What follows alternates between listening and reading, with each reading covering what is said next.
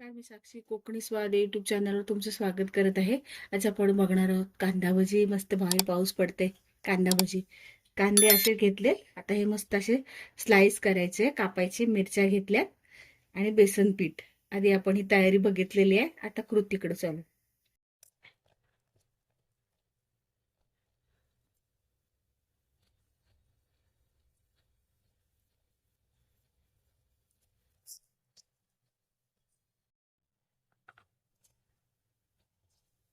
बटाट्याचे स्लाइस बघा कशा मस्त पातळ होतात वेळीवर. आता 2 बटाट्याचे पण दाखवते तुम्हाला.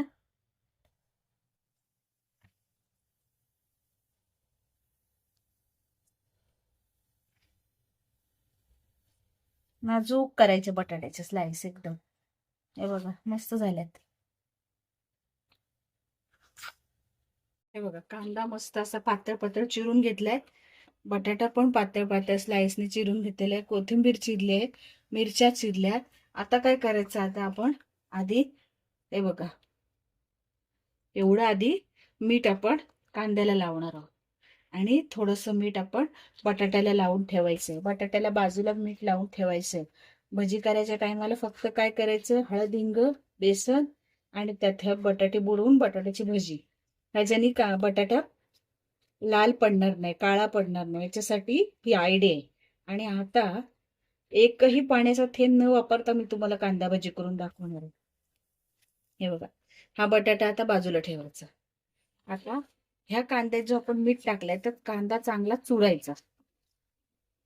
आणि जेव्हा तुम्ही बेसन टाकाल तेव्हा बेतानं मीठ टाकायचं, नाही तर जास्त टाकलं तर भजी खार होते. आता आपण टाकलंय, बेसन टाकल्यानंतर एक भजी तळून बघायची. मीठ कमी जास्त कळतं मग तेव्हा. आता हे चांगलं चुरून घेऊ.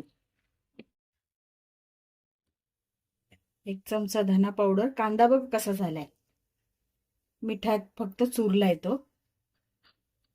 थोडस हिंग, चांगली 2 चमचे हळद. हे बघा 2 चमचे हळद, धना पावडर, थोडस हिंग, मिरच्या बारीक बारीक पातळ चिरून घेतल्यात. आता भरपूर कोथिंबीर.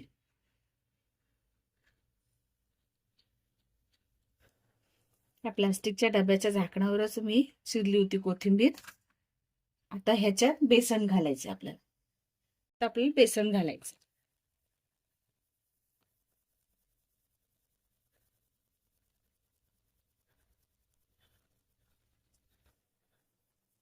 आता आधी हे मिक्स करायचंय. बेसन किती हवंय काय ते बघायचं. बघा पाण्याचा एक पण थेंब नाही घेतला मी. त्या कांद्याला मिठामुळे बरोबर पाणी सुट.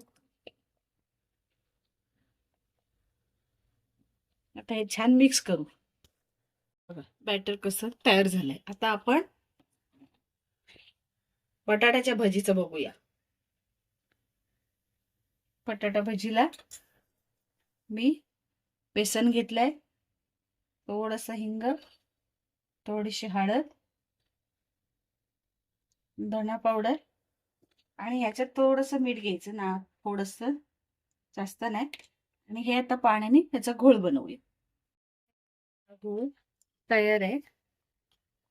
आता आपण आधी बटाट्याच्या भजी करणार आहोत. कारण कांद्याची भजी कशी मग परत हे होतो ना.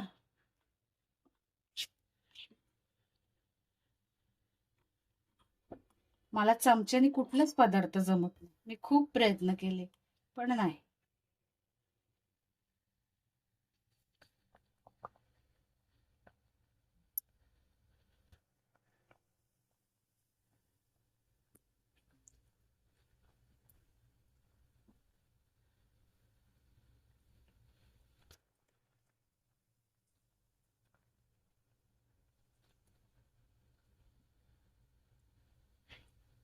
अशा मस्त टम्म फुगतायत बघा बटाट्याच्या भजी.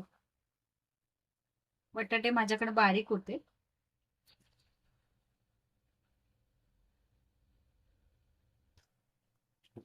बघा आपल्या बटाटा भजी झालेले आहेत.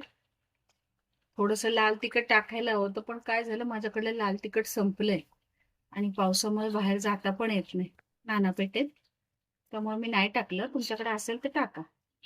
आपला बटाटा भजी झालेली आपण हे काढून घेऊ.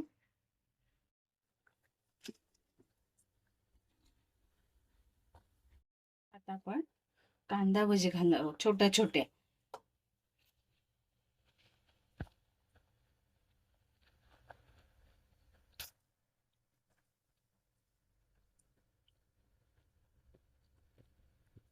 ही आपण आधी काढणार आहोत, कारण गाड्यावर जी मिळती ना ती थोडी अर्धी अशी कच्ची तळून घेतात, मग परत तळतात. तर आता आपण आधी ही काढायची, मग दुसरा घाणा सोडायचा, मग ती परत काढायची आणि ही घालायची. म्हणजे ही भजी नंतरला मस्त कुरकुरीत होते, अगदी बाहेर मिळते तशी होती. ते लोक अशीच करतात, पहिले अर्धेवट तळून घेतात आणि मग बाकीची नंतर तळतात. काय करणार आहोत, हा दुसरा घाणा काढायचा आहे, गॅस बारीक करायचा आहे. मग अशी मी बाकीची सगळी तयारी करेपर्यंत हा गॅस बारीक असल्यामुळे आधीच कढई तेल टाकून गरम करायला ठेवली होती. हे सगळ्या भाज्या काढून घ्यायच्या आणि तो आता आपला पहिला आधी घाणा आहे ना तो टाकायचा. त्या भाज्या काढून झाल्या. आता आपला हा बघा, मग अशी मी अर्धवट तळून दाखवलेल्या तुम्हाला भाज्या होत्या, या आता परत घालायच्या. तेव्हा ते आता मस्त बाहेरच्या सारख्या कुरकुरीत होते.